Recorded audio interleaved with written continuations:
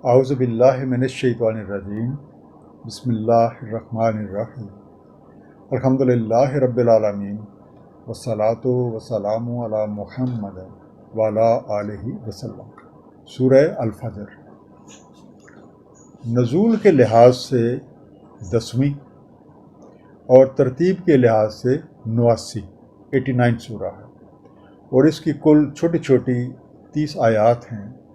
سورت کا نام اس کی پہلی آیت کے لفظ الفجر پہ ہے، اس دعا کے ساتھ کہ اللہ تعالیٰ اپنے حبیب رحمت اللہ عالمین کے طفیل ہم سب کو قرآن کریم کا صحیح مفہوم عطا فرمائیں۔ آئیے مطالعہ قرآن کا آغاز کرتے ہیں۔ سورہ الفجر۔ بسم اللہ الرحمن الرحیم۔ والفجر، قسم ہے فجر کی، ولیال عشر، اور 10 راتوں کی، والشفع والوتر، اور جفت کی اور طاق کی، واللیل اذا یسر، اور رات کی جب وہ رخصت ہو۔ تو پہلا انڈر لائن ورڈ ہے الفجر، اس کا روٹ بھی فجر ہی ہے، فے جیم رے۔ فجر ہوتا ہے کہ ایک شے کے اندر سے کسی دوسری چیز کا باہر نکل آنا، جیسے اندھیرے سے روشنی کا پھوٹ نکلنا، یا زمین کو پھاڑ کے پانی کا باہر آ جانا، جسے ہم چشمہ بھی کہتے ہیں، تو وہ پروسیس جو ہے وہ بھی فجر ہی کہلاتا ہے۔ تو انگلش میں آپ کہہ سکتے ہیں گش فورتھ۔ دوسرا لفظ تھا وتر، الوتر۔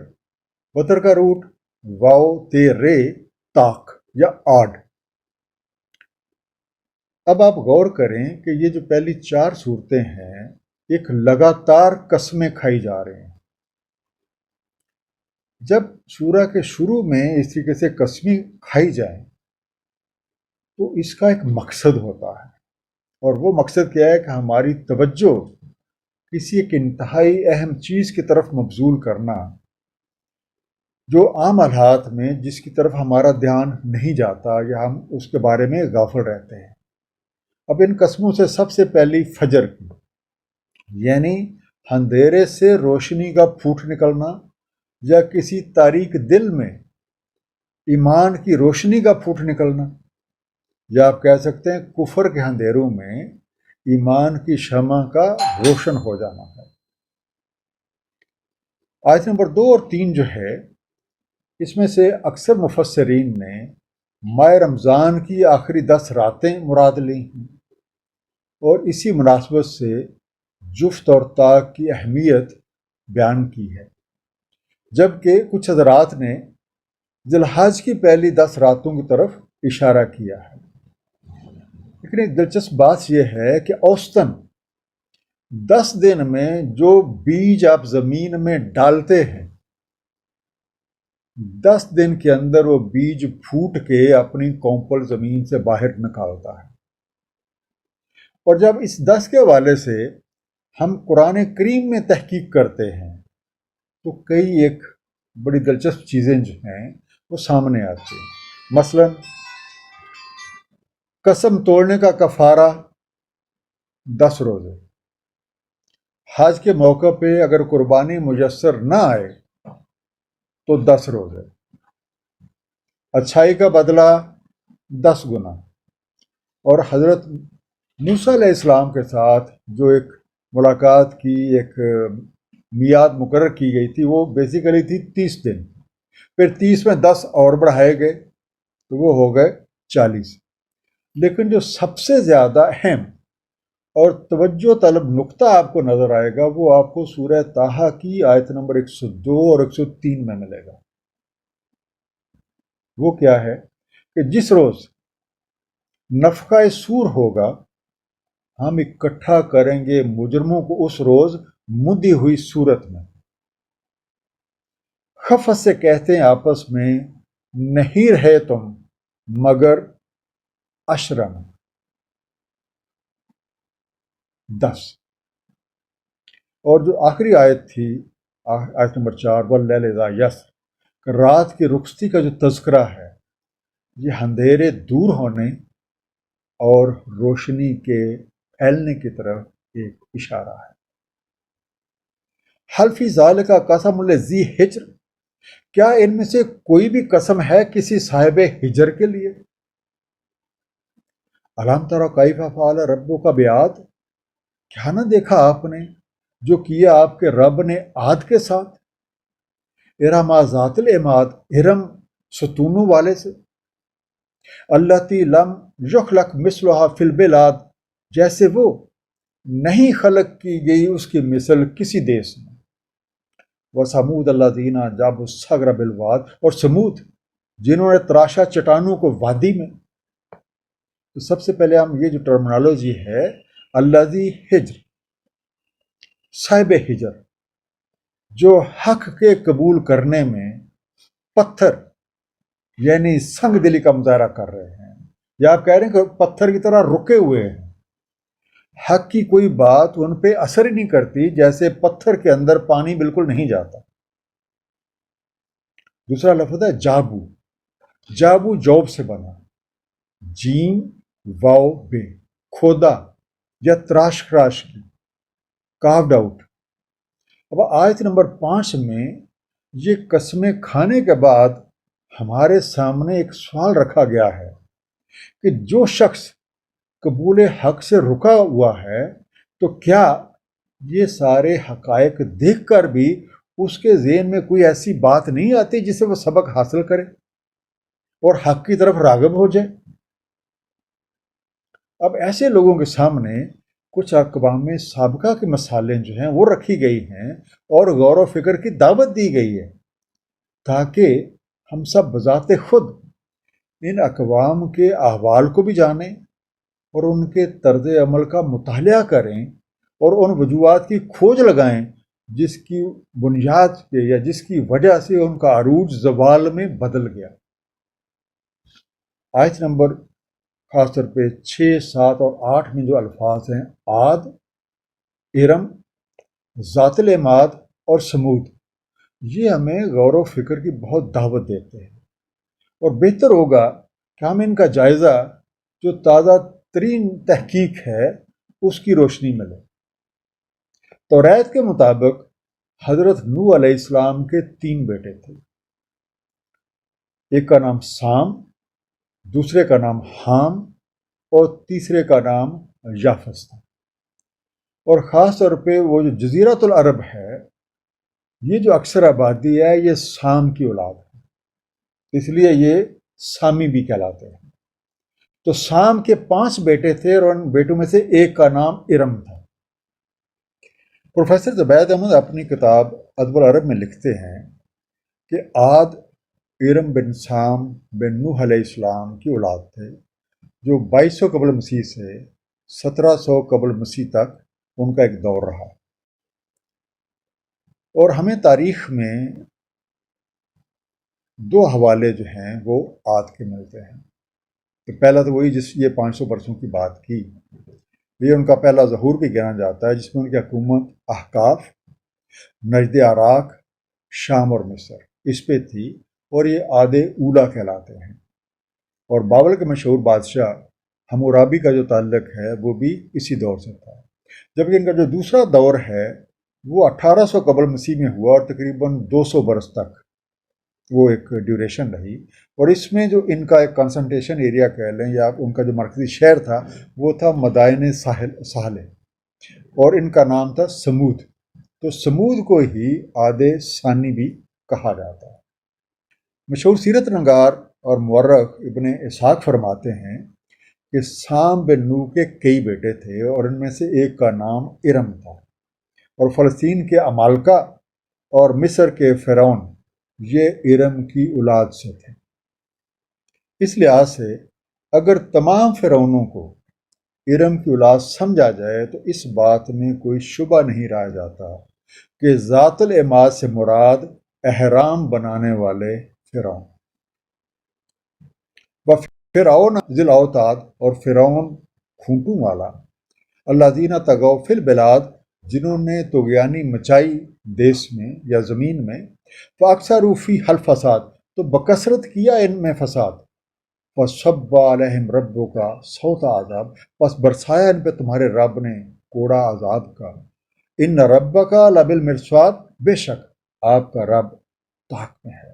الاوتاد اس کا روٹ ہے وتد، واؤ تے دال، میخے یا سٹیکس، سوتا سوت، سین واؤ توئے، چابک۔ عاد اور سمود کو اللہ تعالیٰ نے بے شمار ذہنی اور جسمانی قوتوں سے نوازا تھا۔ ان اقوام کے علم و ہنر کے بہت سے نقوش تاریخ کی کتابوں میں موجود ہیں اور اس صفحہ ہستی پہ آج بھی موجود ہیں، اور ساتھ ہی ساتھ انبیاء کرام کو جھٹلانے اور سرکشی اختیار کرنے کی وجہ سے جو ان کا انجام ہوا وہ بھی آج بھی بنی آدم کے لیے باعث عبرت ہے۔ دراصل تحت لفظ میں یہ پیغام موجود ہے کہ اگر ہم ان اقوام جیسی طرز فکر اور طرز عمل کا مظاہرہ کریں گے تو ہمارا انجام بھی انہی جیسا ہوگا، کیونکہ اللہ تعالیٰ کے قانون میں نہ تو کوئی تبدیلی ہوتی ہے اور نہ کوئی تغیر ہوتا ہے۔ فَأَمَّا الْإِنسَانُ إِذَا مَا ابْتَلَاهُ رَبُّهُ، پس جو انسان ہے تو جب اسے پرکھتا ہے اس کا رب، فَأَكْرَمَهُ وَنَعَمَهُ، تو اسے انعام و اکرام دیتا ہے، فَيَقُولُ رَبِّي أَكْرَمَنِ، تو کہتا ہے میرے رب نے بڑا کرم فرمایا ہے مجھ پہ۔ وَأَمَّا إِذَا مَا ابْتَلَاهُ، اور جب اسے پرکھتا ہے فَقَدَرَ عَلَيْهِ رِزْقَهُ، سو مقدارن کر دیتا ہے اس پر اس کا رزق، فَيَقُولُ رَبِّي أَهَانَنِ، تو کہتا ہے میرے رب نے میری اہانت کی ہے۔ فَأَكْرَمَهُ، کرم، عزت نوازی، is generous to him۔ أَهَانَنِ، ہون سے بنا، ہے واو نون، میری تحقیر کی ہے، میری بے عزتی کی ہے، humiliated me۔ اصل بات یہ ہے کہ جب بھی انسان وحی الہی کی رہنمائی کو پس پش ڈال کے اپنی عقل کا غلام بن جاتا ہے تو اس کے ذہن سے قوانین الہیہ کا تصور بالکل محو ہو جاتا ہے۔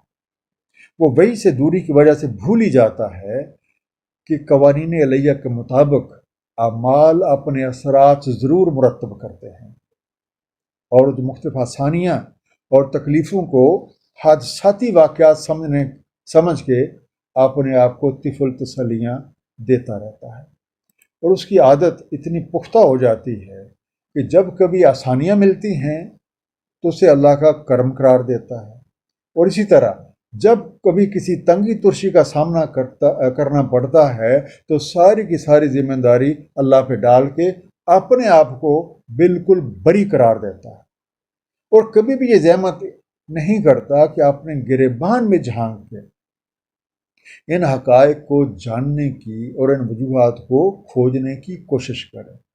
ایمان والوں کا امتحان اور اس امتحان کے دوران جو ان کا طرز عمل ہوتا ہے اس کی مثال سورہ بقرہ کی آیت نمبر 155 اور 156 میں بیان کی گئی ہے، جس کا مفہوم ہے ہم ضرور جانچیں گے تمہیں خوف سے، بھوک سے، نقص اموال، انفس اور ثمرات سے، بشارت دیں صابرین کو۔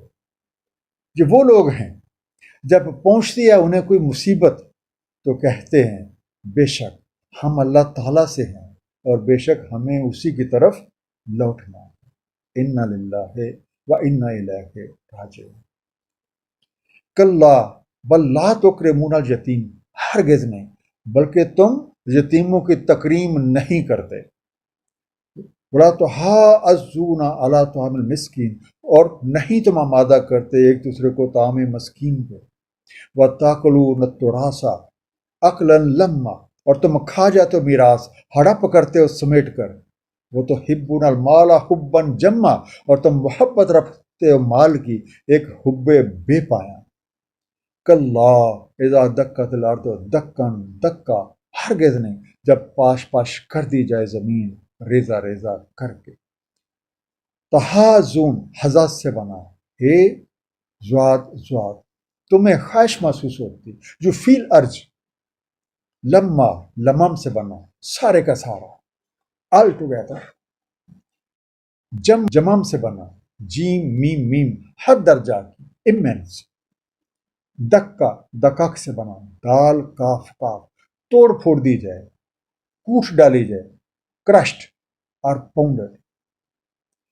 اب وہ جن پتھر صفت لوگوں کا بات ہوئی تھی اور جو حق سے دور رہنے والے ہیں، ان کی روش یہ ہے کہ جب انہیں آسانی اور نعمتیں ملتی ہیں تو انہیں اپنی ذات تک محدود رکھتے ہیں، اور اللہ تعالیٰ کے دیے ہوئے رزق کو زبانی کلامی اللہ کا کرم قرار دینے کے باوجود احکامات علیہ کے مطابق خرچ نہیں کرتے، نہ تو یتیموں کا خیال رکھتے ہیں، نہ مسکینوں کو خود کھانا کھلاتے ہیں، اور نہ دوسروں کو اس کی ترغیب دیتے ہیں۔ اور ان کی اپنی حالت یہ ہے کہ میراث کا مال جو انہیں آلموسٹ فری بغیر کسی کوشش کے ملا ہے، وہ سارے کا سارا ہڑپ کرنوں کے چکر میں رہتے ہیں۔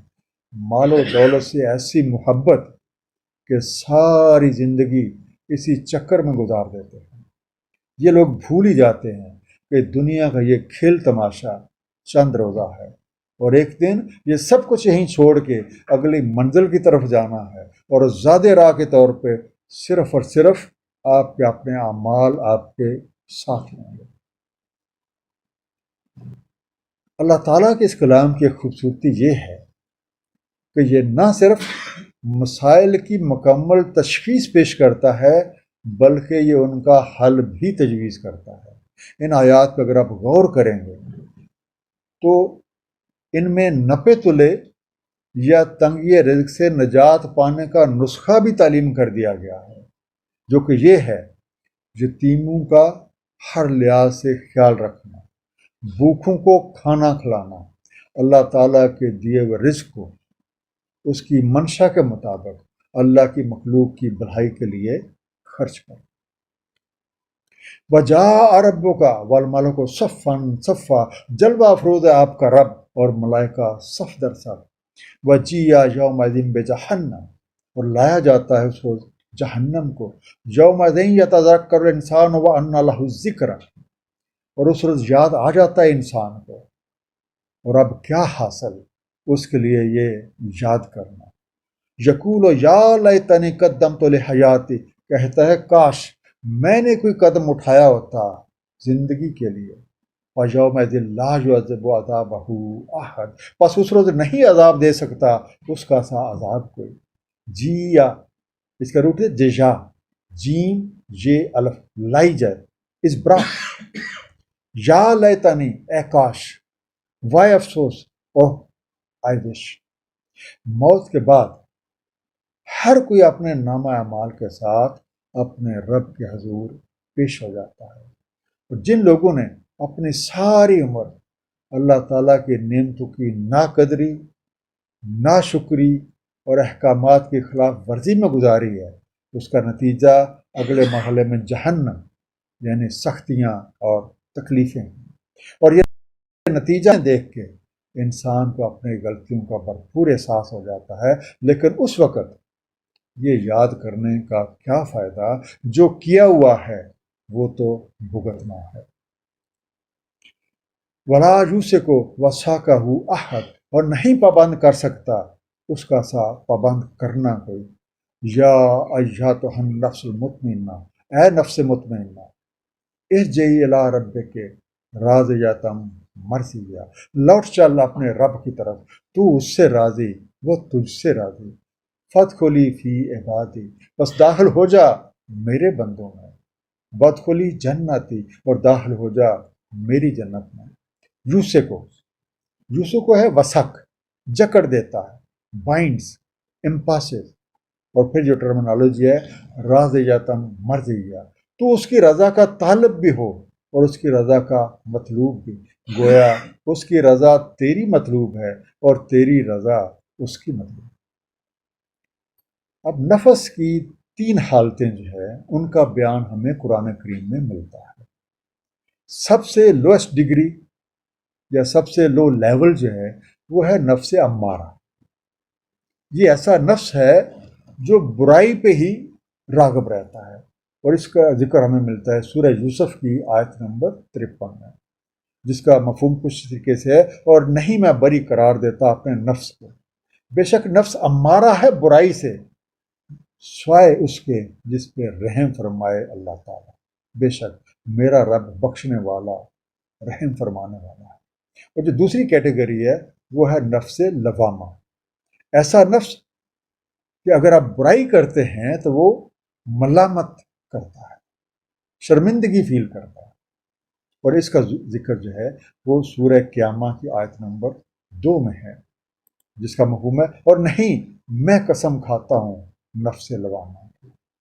اور تیسری اور جو سب سے ہائر ڈگری اور جو سب سے مطلوب ڈگری ہے وہ ہے نفس مطمئنہ، کہ جو نفس ترقی پا کے اس مقام پہ پہنچ گیا ہے کہ وہ ہر لحاظ سے راضی برضا ہے، اور وہ ہر لحاظ سے بری ذمہ ہو گیا ہے۔